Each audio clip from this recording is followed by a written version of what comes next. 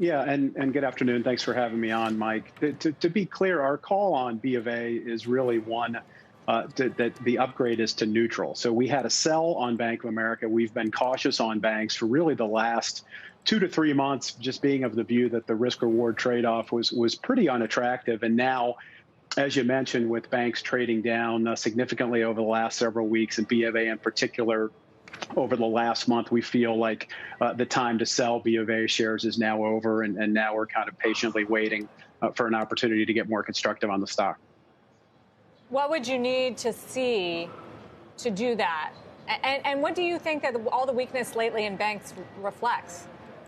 A couple things. So for the most part, all else equal, Sarah, our views are going to change with price, and valuation really has a big driver in our work, and expectations when Bank of America was at $48, $49, and $50 were very high.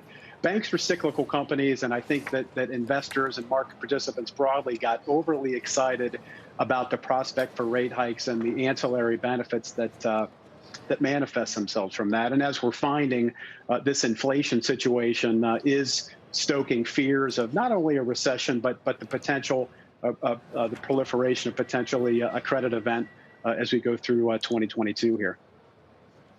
And do you not think that that those fears are well-founded, or are you suggesting that there are some banks that can evade them?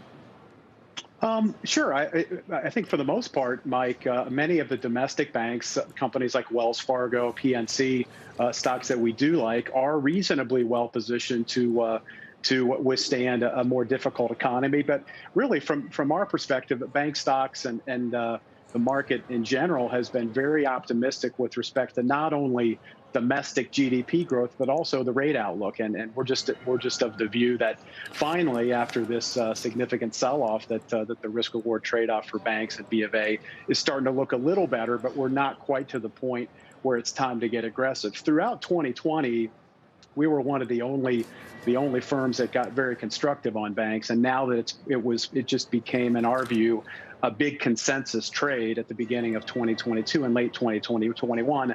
And now some of the air, we think, has come out of the banks, and we're hopeful that we'll get a better chance to get more constructive. The one thing you didn't address, though, is the linkages to European banks, which, of course, have a lot more of the spillover effect from the Russian financial system being shut off, and the potential for a European recession because of all the exposure to places like Russia. What do we need to know as far as the risks around U.S. banks and who's most exposed? Well, you're right. There's very little direct Russian exposure in the U.S. banking sector, Sarah, as you mentioned. But it's never really the direct exposure that gets banks. It's really the knock-on effects that have an impact on banks and bank credit quality. Now, fortunately, the industry, as you both know, goes through significant stress testing every year for economic shocks like this.